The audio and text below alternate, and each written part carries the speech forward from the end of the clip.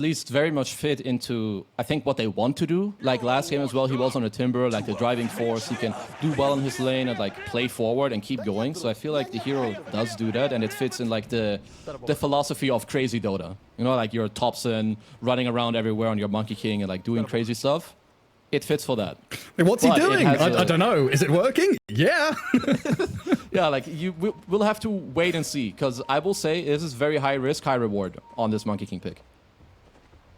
Let's see if that risk pays off. I mean, right now, Beast Coast, where are they going? Elmisho, Moose, and Vitali.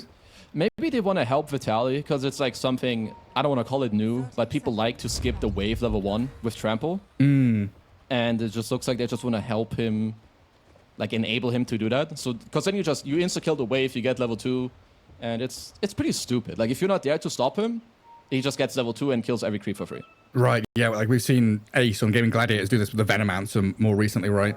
Exactly. Just cut the wave. I guess much more often you're going just to block the wave. Potential here for them to kill it outright and maybe even kill off Radan, but he's able to skirt around the edges of the ice shards. Vitali over the top with the onslaught, and Elmisho chasing forward with the help of the Boundless Strike. They've forced Mirana to level, leap, and use the charges. And Poshka taking a lot of damage out of the Edict as well. But no first blood spilled. Some good early aggression, as bounty runes looking pretty solid there as well. 2 for 2. Okay, well, they're forcing both heroes back to base. Like, it's a small victory to make Mirana's skill leap. I don't think it's like the biggest thing, but it's a small victory that you will take. And I like the fancy type of smoke around. But yeah, not really too much happening. Oh, Lumpy, level 1 Boundless, secure himself some last hits here. Storm Spirit 3-0 though. Lyle having a good start to this lane. There's a new wave coming under that tower. Now, we did see the potential here for Beast Coast to stick around, but Tusk has already TP'd back up top. And we'll see the repeat of the Primal Beast and Leshrac lane. And then up at top, Mirror Snap with... a small problem, like with Primal having Onslaught level 1. I feel like he's just getting bullied in the bot lane. Because, yeah, top should be... I feel like top should be pretty chill for both sides, but when they hit, like, level 2 and 3, they can both start being, like, very aggressive on one another. And is Snapfire Little Shredder user still? Like, we saw a decent period there of just maxing Little Shredder and being a damage dealer with right-clicks. Or we're back to magic damage for Snapfire now. Yeah, I just think the, like, playing on the... Like, the Scatter Blast talent... I don't know what it's called right now. Something Boar or something. It's just really strong. Yeah, exactly. So then you just play on your QW with the Cookie. I think also Cookie is just really good in this game, getting people out of the ring or out of the ice shards. Just having a bit of aggressive play here. Yeah, steps up on Blood Grenade as well. Look at that full bore with the Torrent over the top. Moose, a couple more hits would have finished him off, but he had that Fairy Fire. Buys himself a bit of safety. That was very nicely played. Like they just kind of let him go, and then you get the Blood Grenade, Torrent, like everything just high range. He does survive, but has to pay the price with a bit of a Fairy Fire, more regen. Put on a leash a little bit. Stunned down bottom with the Edict. And Poshka, oh, he's seen this story before. This guy is good. He's coming in, good. Trying to trade. Has he got another leap? Another hit from the arrow. Not quite enough to take down the Lash. 2 games in a row, he finds a way. And I will say that perhaps this time around with Poshka, maybe he didn't expect it. Because that arrow actually nearly hit him. Last time around he didn't skill stun level 2 on Lesh, but this time he did, allows him to get the kill. So Elmisho again with a very nice early performance. Yeah, incredible stuff. Finding something out of nothing. And Primal Beast feeling pretty good about that as well, getting some decent last hits in. But they've not really stopped the Mirana from farming. Now Radan's still up there near the top, alongside the Kunkka. And collapsed. 15 last hits for him. Undisturbed in this top lane as Moo's going to snowball dodge the Cookie play. Grab that Lotus. Well, some fancy stuff happening. Getting the Lotus there. That was like the only way for him to do it. Dodge the stun and stun the snap to get it. So nicely done. I also like that Lumpy has an early magic wand. Like what's really nice in some of these lanes where you're not threatened early, but later is to like stack up these charges so that when the enemy team brings heroes mid, that you're just ready to like fight back into it. Lol, of course, always on his toes against the Monkey King. Yeah. Not wanting to give the Jingu stacks. And Miposhka's hiding in the small camp. Don't want to get tagged by that diabolic Edict. I mean, at least as long as your Toro is free farming for Spirit, they don't really mind too much. I mean, obviously you don't want to like hand a lot of net worth into the Slash. But for now, they should be happy with what's going on in the bot lane.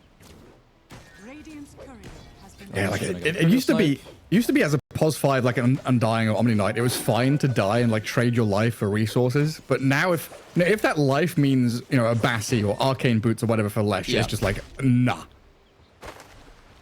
Yeah, you definitely have to be careful with that, as it looks like they want to go for some creep-cutting shenanigans now.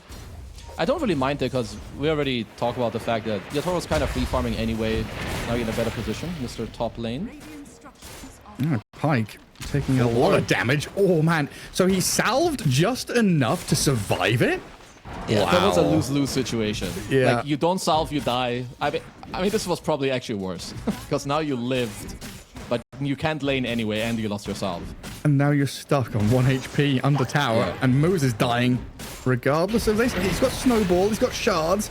He's not going to get the kill on Mirror, and look at this, lining up the Scatter Blast. Where are you? Come back here. Die to collapse. And Kunkka having a great time in this top lane. Team Spirit really turning things around. And this is just why the small things like matter so much. Of course, we haven't seen the top lane like in depth, but what happened just now, I don't think it's supposed to happen in this lane. Like, there's some small outplays going on with like trading, the way they're using resources, because yeah, this top lane is getting a little bit out of hand right now. Yeah, with every passing minute, there's that damage from the full bore Scatter Blast. Pike is still skirting the edges of this top lane, not really wanting to get too heavily involved. But it's like with every passing minute, there's more and more pressure on the Monkey King, right? Yeah. I mean, because I would actually love right now, like maybe one thing you can do is you leave your Primal one-on-one bottom, like maybe you free up El Misho to move around the map. I mean, for now it looks like they're trying to pressure Mr. Radan in the bot lane. He has another lead. Yeah, he gets over the trees. And Vitaly, he's going to slowly try and chase this one down. El Misho has been met by Miposhka. Looks like Radan should eventually die. 30 seconds on the leap charges, not going to have any chance of survival. Right, nicely done. I was not too sure if they could get this kill, but I think Miposhka was getting ready to like move middle and help on the roots. I will say that hold up, I can't say anything because Pike is dead. You said that perfectly fine. Yeah, but Lumpy, take it over, Gary B. Oh, he's hasted. It's a hasted Monkey King. Yeah. Oh, Sir? He self-juked. The torrent after the Scatter Blast. Oh, no. He's being kited so hard. He should still get this kill, though. He actually had to place a ward. Oh, man. And now they're trying to dive onto the tower, onto Mira. Moose is here with a snowball and a good connection from Beast Coast. Now, step up the pace and get the Monkey King unlocked. Enabling Lumpy to get a double kill. So important for them. Very big. Also, they should wait around for the Wisdom Rune. It's in 10 seconds. Because, yeah, I wanted to point out the mid lane. I know Storm is supposed to lose, but I'm not sure it's supposed to be this bad. So Lumpy putting on a pretty good show for us right now. Collapse. Yeah, he's trying to X-lock himself. Nice try, kiddo. Not this time. That's big, though. Like, he just kind of completely offset this early game with one move on the Monkey King. He does well in the mid lane, as he should. Goes top, gets a double, and steals the Wisdom Rune. And all of a sudden, it's like a sigh of relief, right? All that weight lifted off your shoulders because it's starting to look a bit doom and gloom for them. Now, a 1k lead for Beast Coast. Definitely relieving the pressure off of that top lane, at least for now. But is this a lane that Beast Coast want to... Well, hang on a second. Bottom Miposhka in trouble again. Vitaly and El Misho just slaughtering the Omni Knight. I mean, I said the same thing in game 1. If I'm looking for two heroes that deal the most damage with like their combined levels, I'm not sure I can find a better combo than Lash Primal. Yeah, I mean, I struggled to find one. Like Gyrocopter, Rocket Barrage, but I don't know. I don't even 5 Rocket Barrages. I don't even know about that one. Okay, so they're going for a smoke. They do have Arcane Rune as well on Laurel. Yeah, this is just annoying for Lina, because even if you're winning your lane, or like even if you're free farming, right now like Storm being off the map is just very annoying for you. He has to full dodge. Smoke broke. Right, that's what I wanted to ask you before we got that action bottom. Is like they got some kills top. The Monkey King, relieved the pressure, but then the pressure comes straight back. I was going to ask, is top lane even laneable anymore for Beast Coast? And looking at the map, they say no. Yeah, I think they're doing the right thing by not going top and just trying to bring it anywhere else. This is good. Yeah, dive bottom, get a kill. Mirana leaps in, nearly takes down the Lash. A good pop of the wand or Lotus, whatever that was, to keep El Misho alive. Moves, snowballs, buys a bit of time. Monkey King is in here as well, and you're right, Lol has got like 200 mana left. He's even less than that. Pops the wand, tries to get across the cliffs and saves him. Oh my god, Collapse just came in and saved the Storm Spirit with everything in his toolkit. Damn, that was pretty nice. I will say that this Arcane Rune kind of saved the day, but obviously that's the reason why they make that play. Because here, Laro goes in, literally has like no mana, and there's 4 heroes on him, but few stick charges, 1 little bottle charge, and he can keep zipping around. Just, that's a really high skill rotation from Spirit. Yeah, just heroes out of the woodwork. Yeah, you leave that top lane completely left alone. We'll bring numbers down bottom, don't you worry. Because I really like this move from beastcoast, like, initially, where instead of defensively responding to what Spirit are doing, just try to be the ones who are making, like, to be the ones making the move first. Oh, Mr. Lumpy. He's hungry. Hungry Lumpy. Wants a bit of conquer. I love his name. I'm with you. It was just too good. Was that Lena just found 3 bounty runes in the jungle? Yeah. He was letting them fester. No. Jenkins. No. Ah, you actually... Yeah, I was debating, should I say Jenkins loves saying that, or I didn't have to. No. See, I appreciate you, Gary. Yeah. I put up with a lot of Jenkins festering on buses at LAN events. Yeah, please don't tell us more. You can stop. But I still think my favorite one is... Okay. Well, it was the Animager, right? One of my first, like, big LAN events, and he just carried a loaf of bread around with him. Handing it to people. Can you remind me who asked? Oh, I'm sorry. Sorry, I'm kidding. I'm kidding. All right, back to the game. I was Anyway, reminiscing about my favorite Dota talent, Jenkins. Andrew Jenkins. His last name, that's his gamer name. Incredible. Do you actually know his last name? Jenkins. That's not his last name. That's his last name. I'm checking that right You didn't know? His name is literally Andrew Jenkins.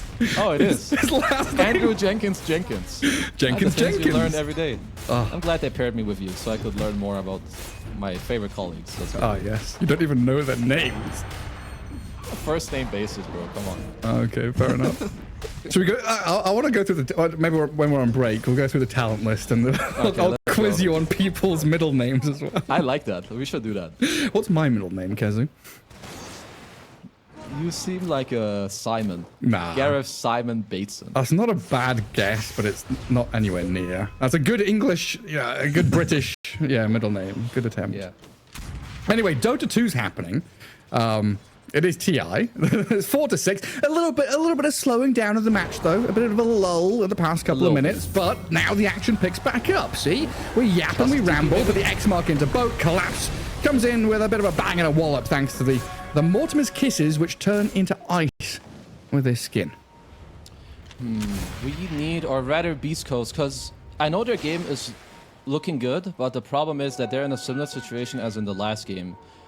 Like, when it comes to shutting down the opposing team's carry, Spirit have a way easier time in doing so, because, again, they just have a lot of catch to, like, get on this Lina. When you compare it to Mirana, like, Yatoro has leaps, he can get away, there's no, like, clear blink initiated. So on Beast Coast, there's only, like, 2 ways, in my opinion, for them to play the map. Either Tusk is always ready to save Lina when he's farming with Snowball, or they need to make their own aggressive moves. There's no in-between. They will lose on map state every time if they do anything else. And it feels like their kind of MO has been aggressive moves as well. And when we had this kind of lull in the previous game, it went from hyper-aggression, getting kills, looking good as Beast Coast, into lull, into losing the game. So when things slow down, it feels like, you know, Beast Coast kind of thrive in that chaos. They want that bit of action.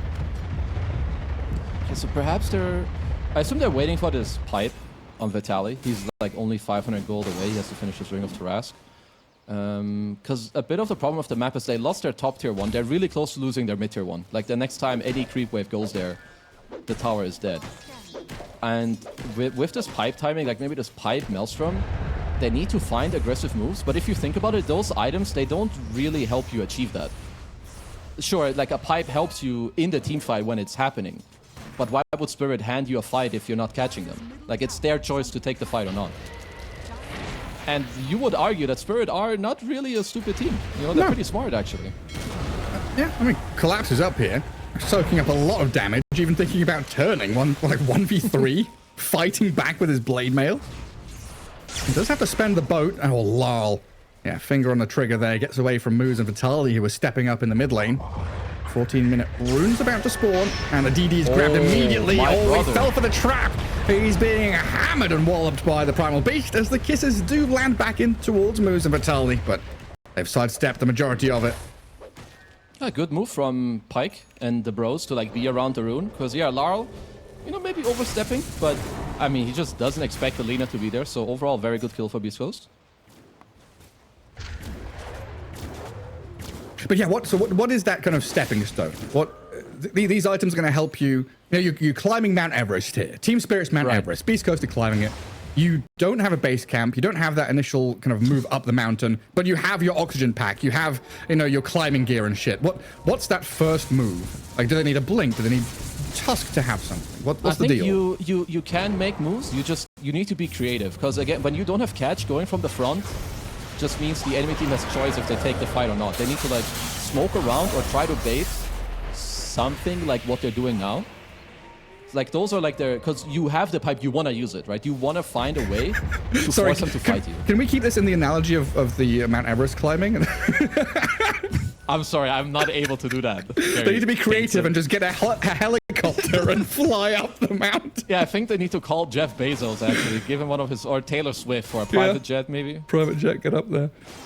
Because right now, Team Spirit are just very, very challenging opponent. Stepping into that top jungle, holding out the mid lane. They've killed off the tower. This map is getting small for Beast Coast. Something else that could happen for Beast Coast, because they have a better Roche lineup than like last time. You have Tusk with Max tag team. Like maybe in like 2-3 minutes, they can find a way to smoke into the top side and like get a Roche kill. At least for now, they've kind of found Collapse. Yeah, it's a good kill. Yeah, stunned him down. Killed inside the Wukong's command. Should relinquish control of that top jungle and maybe give a bit of space to Beast Coast to press into the mid-tier 1 at the very least. But Lol has other ideas. Aggression onto El Misha. Omni Knight behind him gives the Storm a lot of freedom to do what he wants, and apparently that is to run away. Okay, he's gonna be fine. Also, his name is El Misho, not El Misha. Misha's not actually here. But it's good. We have good names in this game. That's one thing I appreciate. I don't know about Radan. I will continue to call him Yatoro, if that's okay with you, Gary V. Yeah, well, I refuse to call it Amplify Damage Rune. I still say Double Damage Rune, so... But that's factually incorrect. Then you're lying to the viewers. No, I don't believe I am. Maybe we should just keep making Shrek analogies. El Misho can still walk into Team Spirit's into Shrek, into the swamp, into... Yeah, into offer them to make waffles. I think that's a good move. Ah, yes. I love a good waffle. Let's keep waffling on, Gary. What do we got next? Well, we've got Gleipnir for the Lina. And BKB is queued up next. So Pyke looking pretty ready to make a move, and a lot of scribbling on the map here. Beast Coast trying to connect down to... Oh, Lumpy has no mana, though. Yeah. I'm trying to connect into this Monkey King, but it looks like Team Spirit just have this read, right? They push that one wave, they don't go for another one. The dire scan, trying to figure out what's going on. There's also a bit of dire vision in that bottom jungle. As the rest of Spirit, they're coming through the gate. Oh, Mira a bit late on this, yeah. First point of contact on the Snapfire. Mira going to get slapped around a bit. Team Spirit wrapping in behind the Monkey King, though, and finding... Ooh, Snowball save. Buy some time. X-Mark comes out of Collapse, trying to catch the Lina. Pyke, can they defend the Monkey King with the Wukong's command, trying to fight back into Team Spirit here? Lol just zips in and blows up moves. Pyke turns the Laguna Blade, but Radan so tanky with the back of the Omni Knight. They've got so much sustain, dodging the stun, and now turning onto the Primal Beast to claim his life. Very scrappy fight, actually. I really liked how the story for Beast Coast. They had this aggressive ward. Let's collapse. Yeah, that's the fine. A little shield rune for El Misho. Take over. Oh, sorry. I thought you were... El Misho. Yes, not El Misha. There we go. I He's dead. just made sure, you know, perished. That, when you take over, you do it properly. You know? Deceased. I help my caster, you know. Ceased to exist. Unalived. No longer present. You got any more? 6 feet under. You did use 6 feet. Wait, that was game 1, I think. Already. That was earlier on. Yeah, I'm sorry. I'm repeating myself a little bit. That's all right. That is like the nightmare of play-by-play casters. Like, we legitimately ask any play-by-play caster. We have nightmares about repeating the same phrase. When we hear ourselves do it, we internal, like, heavy cringe. So thanks for calling it out. I will. You only did it 2 times, so I think that's already good. I don't think you've said anything more than twice, other than maybe Shrek or Donkey. Dragon. I can't use the word dragon anymore. Okay, let me see. I mean, the fight was at least like there wasn't like it didn't swing too much. I mean, it was good for Spirit, but overall, like if I look at what Beast Coast want to do, I think they're still queuing up like a double BKB on Primal and Lina. And at least this time around, if you do get BKB, you are gonna be doing a lot better because there's not as much that can stand its ground against you. There's no Slardar, no DK. Like Kunkka hates BKB, Storm doesn't deal the most damage into it either. So I think at least this time around, these item timings will do a lot more for Pyke on the Lina. Yeah, solves a lot more problems. And also the kind of shift up for the Primal Beast as well. I think I saw him. You said the Aghanim Scepter in game 1 wasn't really it was doing not the it one for you. Yeah. But here he's just going all out auras, which was kind of what I mentioned at the end of the game, right? Thinking about heroes that can buy auras, and he says, nah, I don't care. I'm going to buy the Pipe of the Crimson on this guy. Yeah, no, this is, I think, definitely correct. Like, also this time around, I think Crimson also kind of makes more sense. Like, the damage Spirit have is actually very slow. Like, Mirana hits like 20 times with Solar Flare, and there's a boat flying around and kisses. So overall, like, Pipe Crimson it would be very problematic for Spirit to fight into it. And Vitalis smoke breaks. Lol, he reacts just fast enough. And ball lightning off to the left, and away he goes. Looks like the smoke going to come to nothing in the end. Twin gate used, or a TP out from Mira. The rest of them have retreated. They will have to look, though, in terms of how Beast Coast want to play the map. Because I will say that some of the items that Spirit are getting right now is going to make it harder again to catch them. Like, you're getting a Manta on Yotoro, which means the Gleipnirs won't get him killed. You already have Storm, who's very elusive, so they will once more have to think about, like, hold on, Pyke. Yeah, Misho being focused by Imposhka and Mira. Pyke dead to Radan. Lol. Gets right on top of him as the snowball didn't quite come out in time, so Moose also going to die. A double kill for the Mirana, and it looks like it's going to be even more as Lol zips over the top of El Misho and takes down a third. Wait, hang on. Lumpy? It's not over. It's a fourth? Collapse just steps up and he's solo killing this Monkey King. Oh, his body blocked up. Arrow misses, but who cares? The Gleipnir, the connection of the root, and now the damage. Handing over another kill to Team Spirit. They're 4 for nothing? Yeah, that is not great. I think they're too deep. And this is I mean, I'm pretty sure that Spirit smoked and like kind of took that fight on their own terms, but if you're Beast Coast, I think there's a better way to try and get a fight. It's just to go into the Roche pit and force Spirit to come to you. You either get a free Aegis or a fight in an area that you're controlling. Instead, they're going very deep, and that's the last mistake I think they can afford in this game. Like, now the next fight is going to be Roche, if they're lucky enough, and they need to have a better plan of what they want to do there. I mean, at least they've got some decent team fighting around the Roche pit with Wukongs and the such, but Lumpy just spamming out Kunkka as the hero facet high tie. El Misho? Is he dead? Yep. Yeah, he is. Deceased. No longer here. Vanished. Vanished. In heaven. Probably. For 28 seconds. Oh, they're smoking top, because Spirit have a pretty nice lane ward that's actually seeing all 3 heroes right now on the Beast Coast side. Do Dota heroes go to heaven? I feel like it depends on who's playing it. Collapse. Oh, they've got the high ground vision just in time to see the Lina. And Pyke. Oh, it's just the big kill there for Team Spirit.